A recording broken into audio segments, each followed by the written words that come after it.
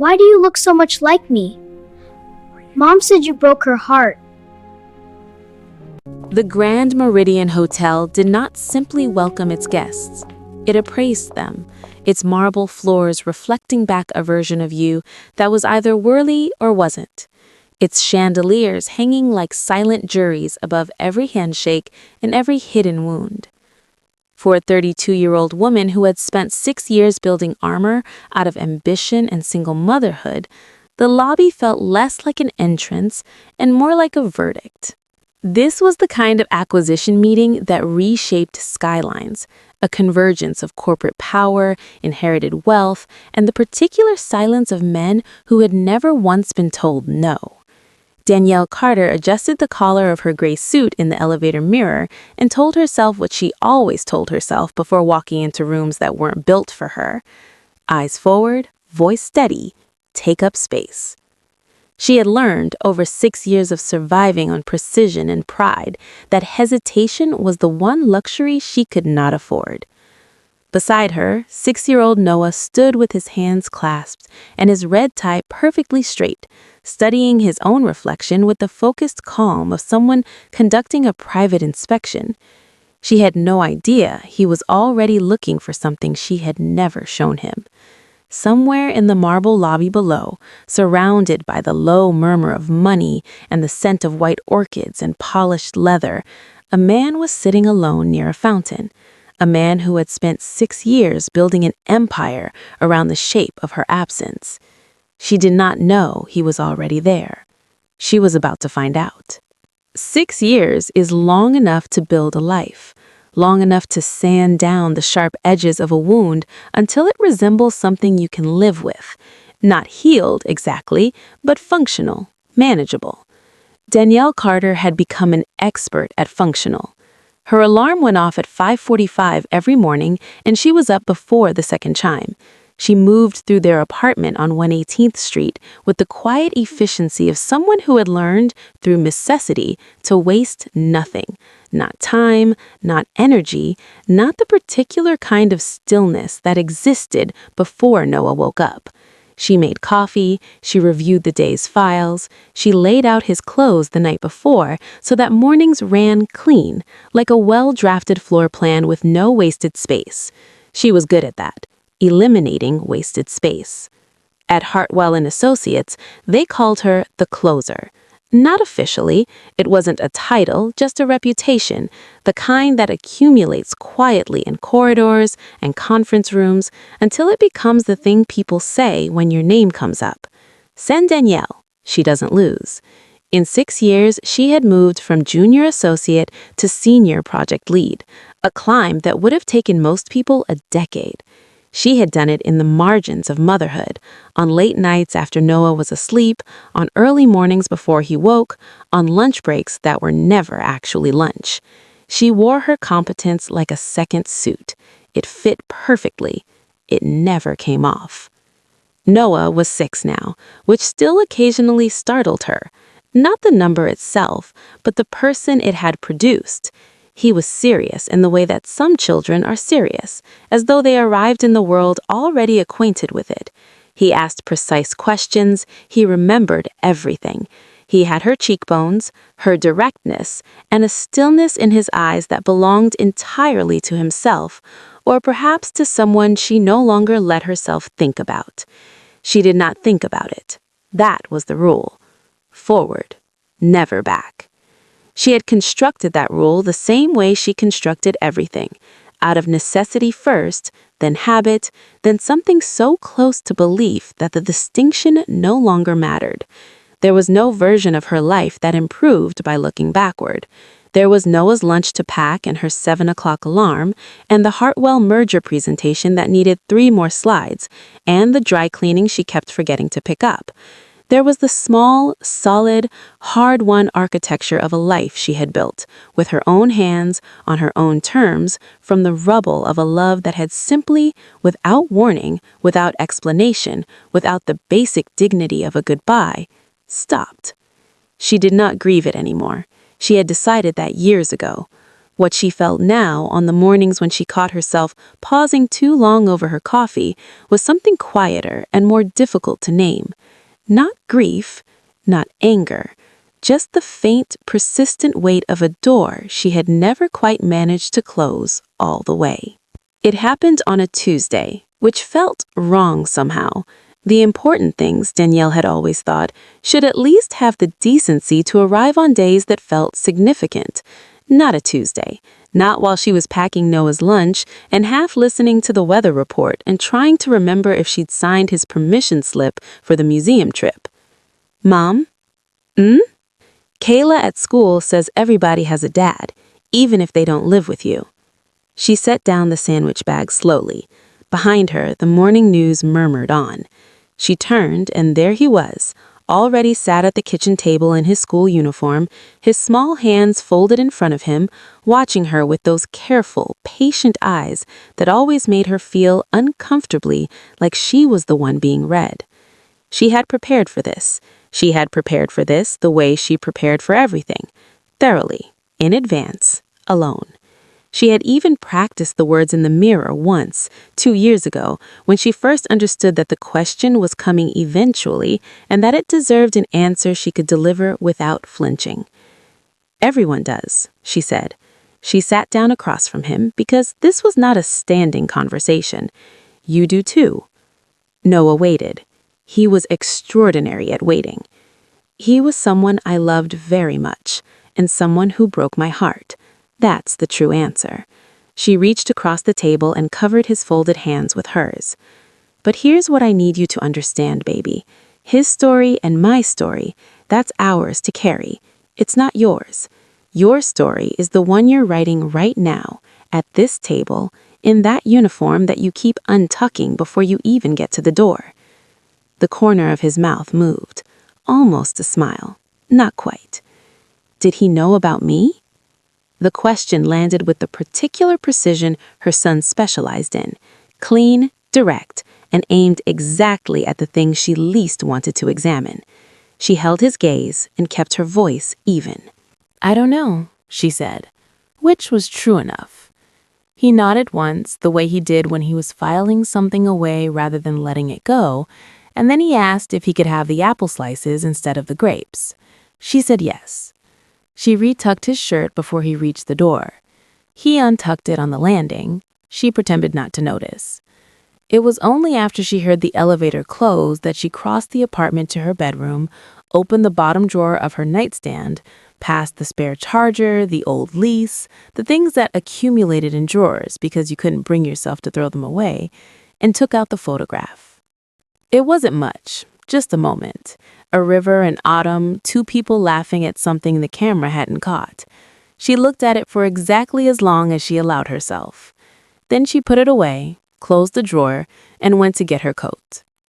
The assignment came on a Thursday afternoon, slipped into her calendar between a zoning review and a client call, dressed up in the kind of language that made extraordinary pressure sound routine.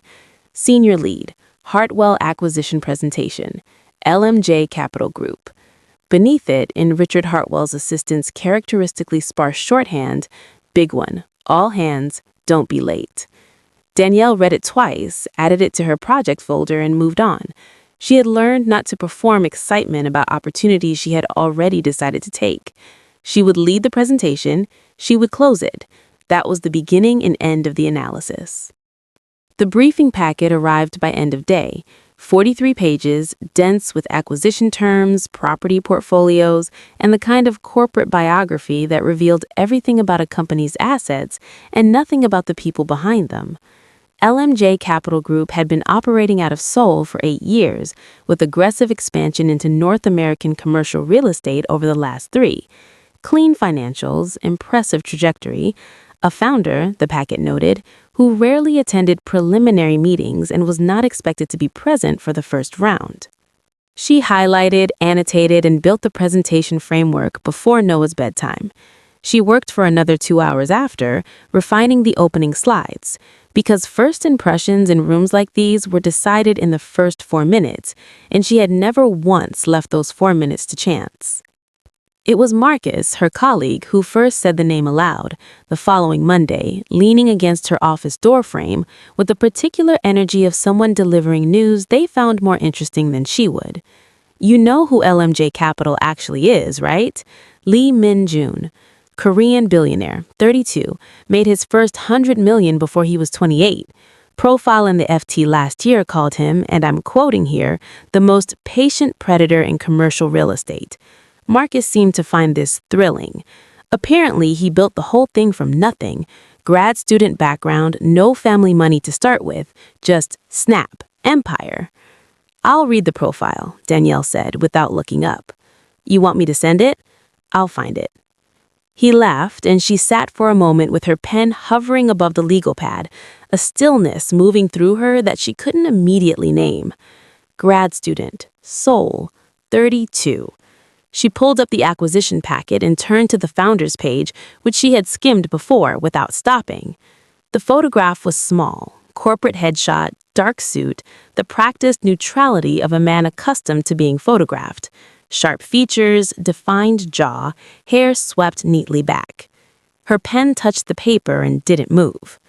She told herself it was a common face. She told herself 8 years and 12 time zones and the full weight of an entirely rebuilt life made coincidence nearly impossible. She told herself a great many things sitting there. She should have looked closer. She should have trusted the cold, specific feeling that had settled in her chest like a key turning in a lock she had spent 6 years pretending didn't exist. She closed the packet, picked up her pen, and kept working. She had not planned to bring him. The original arrangement was Mrs. Okafor from the 4th floor, 2 hours, $20, and Noah doing homework at the kitchen table while Danielle checked in early and reviewed the presentation space. But Mrs. Okafor's knee was bad, and Noah had looked up from his breakfast with a calm, preemptive expression of a child who already knew the answer and was simply waiting for the adult to catch up. "I'll be good," he said. "You're always good. That's not the concern." "I'll be quiet." "You're never quiet." He straightened his tie. She had not even asked him to wear it.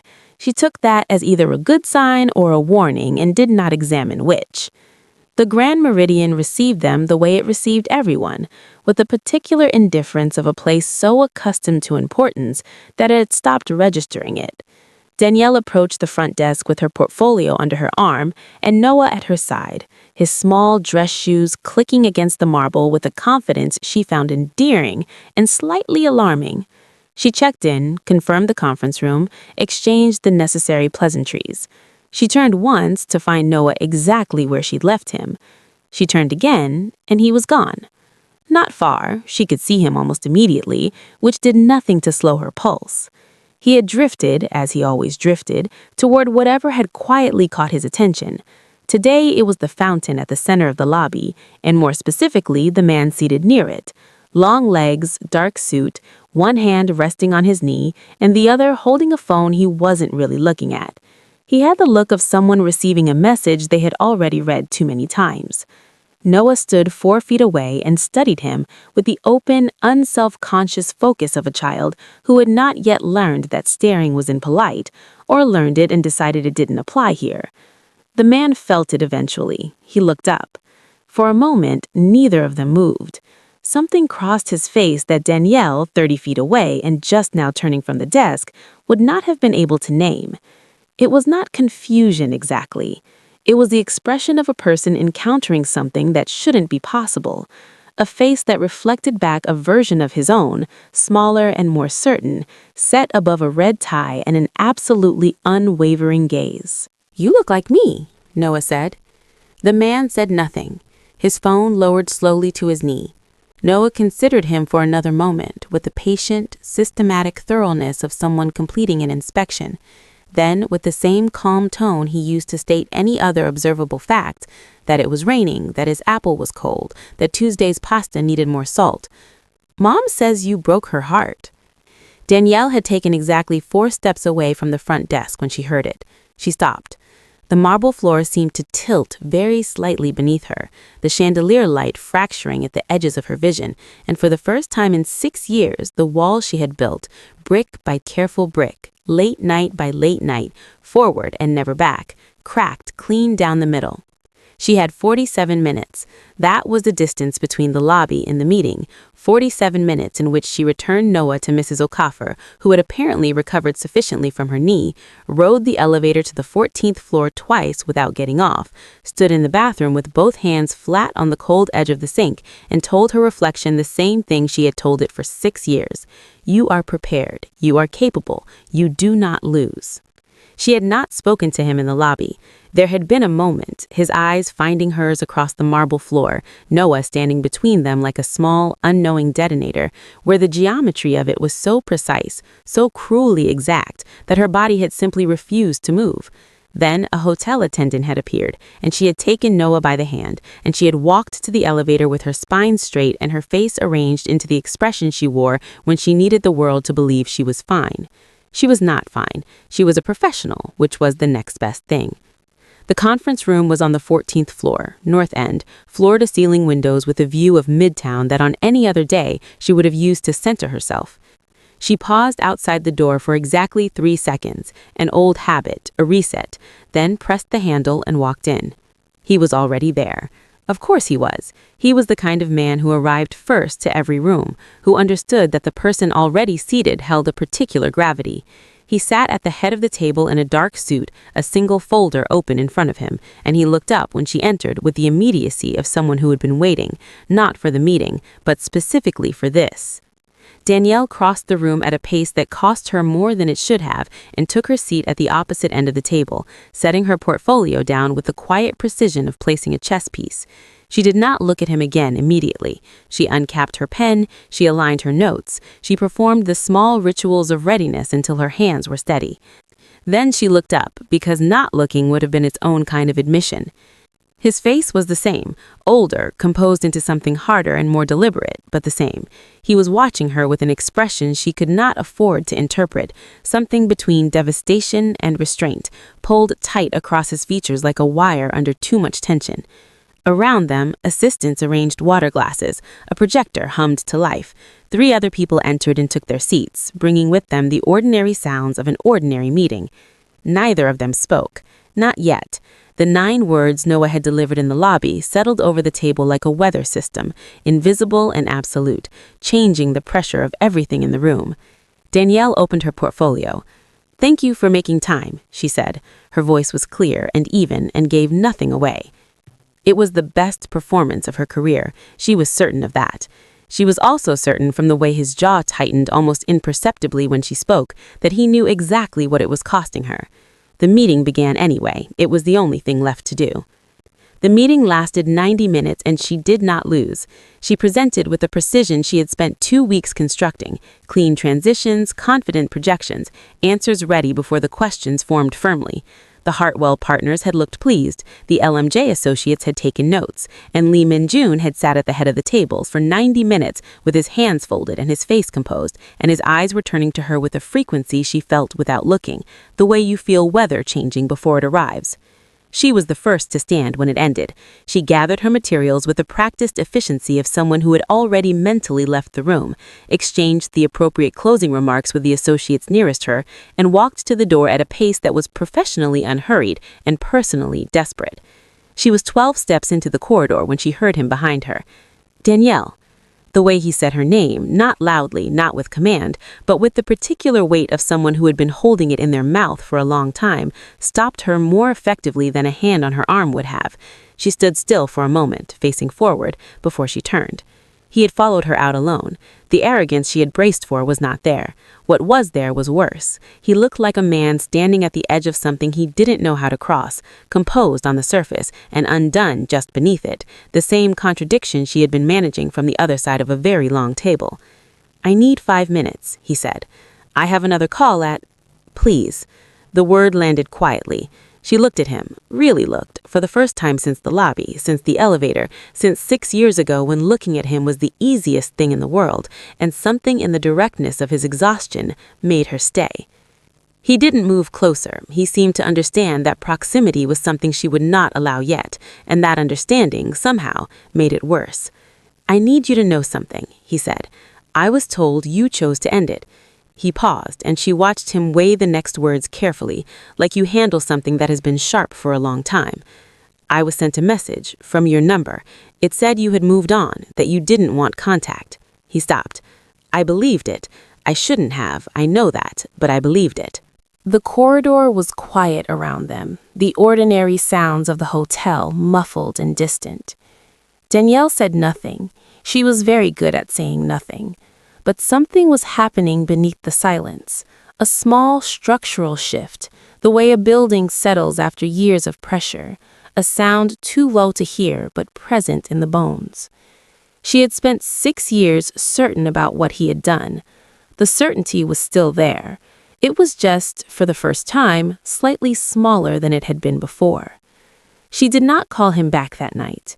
She put Noah to bed, washed the dishes, sat at the kitchen table with her laptop open and her coffee going cold, and did what she had always done when the ground shifted beneath her.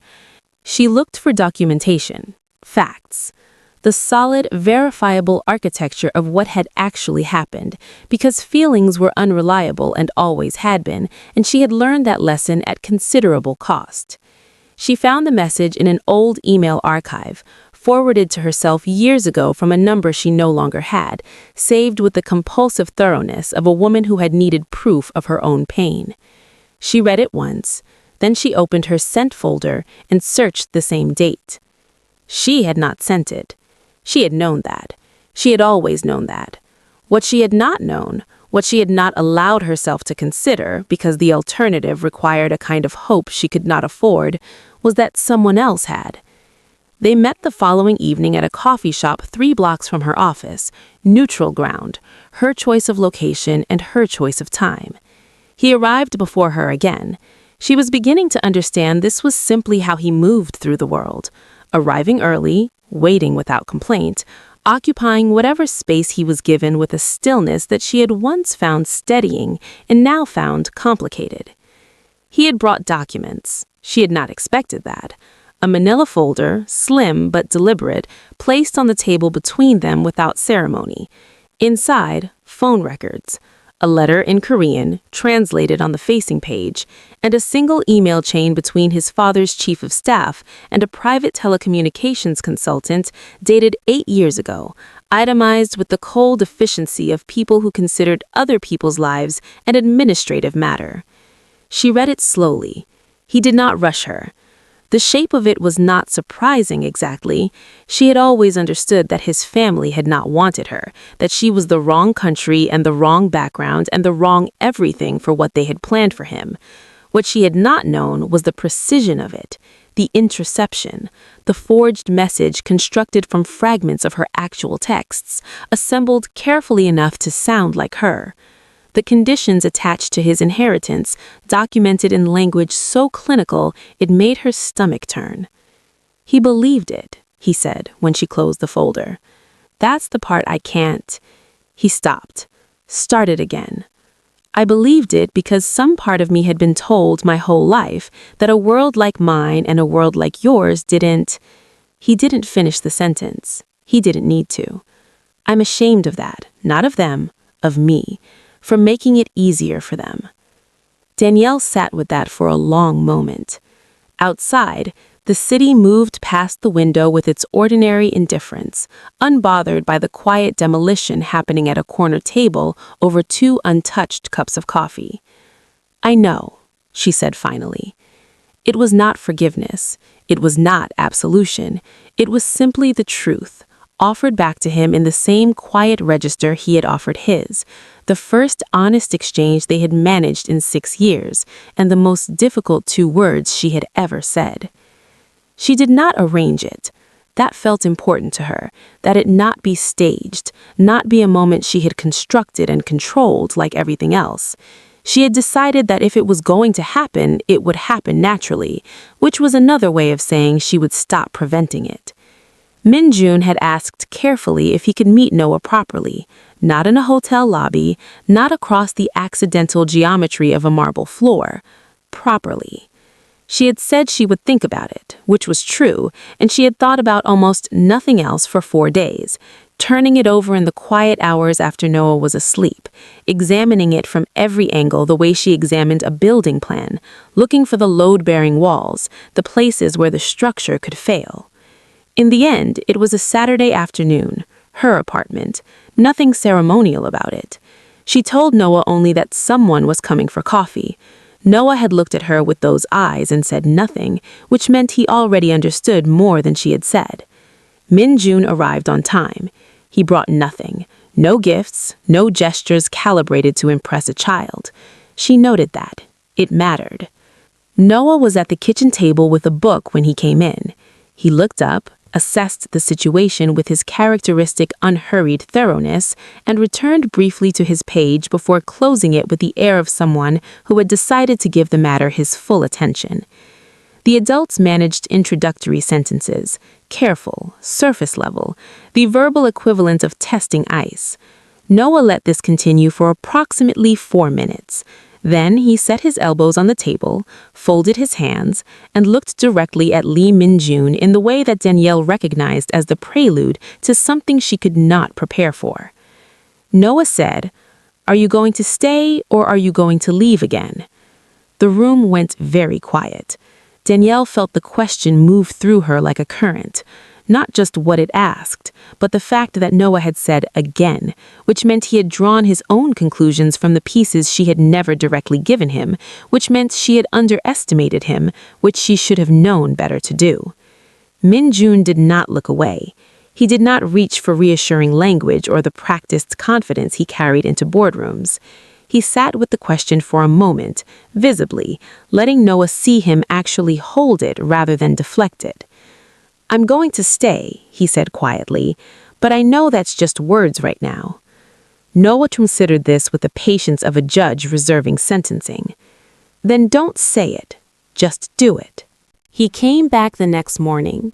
He brought coffee for Danielle and asked Noah, without fanfare, if he needed help with anything. Noah handed him a permission slip that needed signing and watched to see what he would do. He asked the right questions before signing, Noah noticed. He came back the morning after that, too, and the one after that. He did not make it a production, he simply kept appearing, quietly and on time, and let the accumulation of his presence speak the language that Noah had specifically requested. It was, Danielle thought, watching from the kitchen doorway on the 4th morning, the most intelligent thing he had done. 3 months later, the merger closed on a Tuesday. She noted the symmetry, that the important things had apparently decided, after all, to arrive on unremarkable days. The Hartwell partners had taken her to dinner to celebrate and offered her the partnership over dessert, slid across the table in an envelope with the practiced casualness of people who already knew the answer. She had accepted with the composure she was known for and cried, briefly and efficiently, in the cab home. Not from surprise, from the specific exhaustion of having wanted something for so long that receiving it felt less like joy and more like setting down a very heavy thing you had forgotten you were carrying. Noah had said obviously when she told him, which was the highest praise in his vocabulary. She had laughed, a real one, unguarded, the kind that still occasionally caught her off guard with its own existence. The puzzle had been Min-jun's idea, though he had framed it as Noah's. He had arrived one Saturday with a flat rectangular box and set it on the kitchen table and said, with characteristic understatement, that he had thought Noah might like it. It was 1,000 pieces. The image on the box was a map of the world, detailed and dense, the kind that required patience and system and more than one set of hands. Noah had examined the box, looked at Min-jun, and said it would probably take forever. Min-jun had said he had time. She heard them before she reached the doorway. Noah's precise, unhurried narration of his sorting system, organizing by color and edge before attempting any interior section, and beneath it, Min-jun's quieter responses, asking questions more than offering answers. She had noticed he did that consistently now, asked Noah questions rather than filling the space with his own certainty. She had noticed Noah had noticed too. She stopped in the doorway without announcing herself. They were on the floor of Noah's room, the puzzles spread between them in organized clusters, the map taking slow shape at the center. Min-jun sat cross-legged in a gray sweater with his jacket discarded somewhere, looking less like a billionaire than she had ever seen him, turning a piece in his fingers with the focused patience of someone entirely willing to be taught. Noah was explaining, with considerable authority, why his method was superior to guessing. The wall was not gone. She wanted to be honest about that, with herself, the way she had been trying lately to be honest about things rather than merely functional. It was still there, thinner in places, worn down by 3 months of Tuesday mornings and permission slips, and a man who had understood that showing up was the only argument worth making, but present, possibly always present in some form. She was learning to believe that was not a failure. She was deciding every day to leave the door open anyway. Not because the past had been repaired. Some things she understood now did not repair so much as they were incorporated, carried forward, made part of the structure rather than hidden beneath it. But because Noah was laughing now, a sudden bright sound at something Min-jun had said, and because the laugh was unguarded in the way that children's laughs are unguarded when they have decided in their own time and on their own terms to trust something. She rested her hand on the doorframe. That was not a small thing. It was, in fact, everything. The people who hurt us most aren't always the ones who chose to. Sometimes the real enemy was the lie told between you, and the wall you built to survive it becomes the prison you forgot you constructed. Don't confuse protecting yourself with punishing yourself. Danielle didn't just keep Min-jun out for 6 years. She kept herself out too, out of vulnerability, out of hope, out of the version of her life that was waiting on the other side of one honest conversation. Here is the lesson. Survival is not the same as living, and the strength it takes to stay closed is the same strength it takes to open. You just have to decide which one is actually serving you.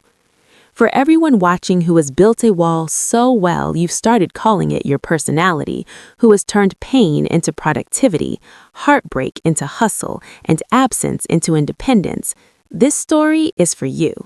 Because sometimes the bravest thing isn't pushing forward. Sometimes it's pausing long enough to ask whether the door you locked 6 years ago still needs to be locked. Noah didn't break his mother's wall with wisdom or with words. He broke it by simply telling the truth, the way children do before the world teaches them not to. Maybe that's the real lesson. The truth was always there. Someone just had to be brave enough to say it out loud. Thanks for watching. You will find the video at the upper right of the screen entertaining. Check it out.